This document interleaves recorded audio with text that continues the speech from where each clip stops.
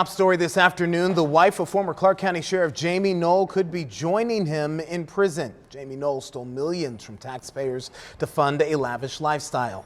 WDRB Stefan Johnson explains the plea deal offered to Noel's wife. This is the plea deal. It's been signed off by the defense and prosecution, but it still has to be approved by Special Judge Larry Medlock. It was an emotional scene Wednesday morning as Misty Noel greeted supporters at the doors of the courtroom before a final pretrial conference. At the hearing, the prosecution and defense presented a conditional plea deal.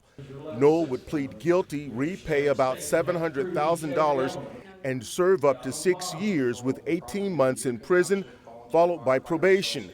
Under the agreement, 9 vehicles seized from the Utica Fire Department would be returned, and assets, including cars, homes, and bond money, would be sold to help recoup funds.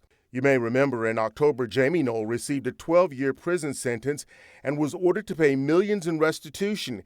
And earlier this year, the Noel's daughter, Casey, was sentenced to 9 months in prison. And it's my understanding you wish to withdraw your previously entered plea of not guilty and enter a plea of guilty pursuant to the terms of this plea agreement.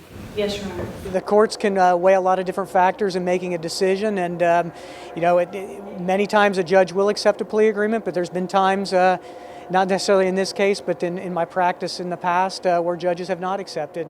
Misty Noel is scheduled to be back here in court on July 3rd. If Judge Medlock accepts the deal, she'll be taken into custody. If he does not, they'll move forward with the trial. With photojournalist Jeff Gordon, I'm Stefan Johnson, WDRB News.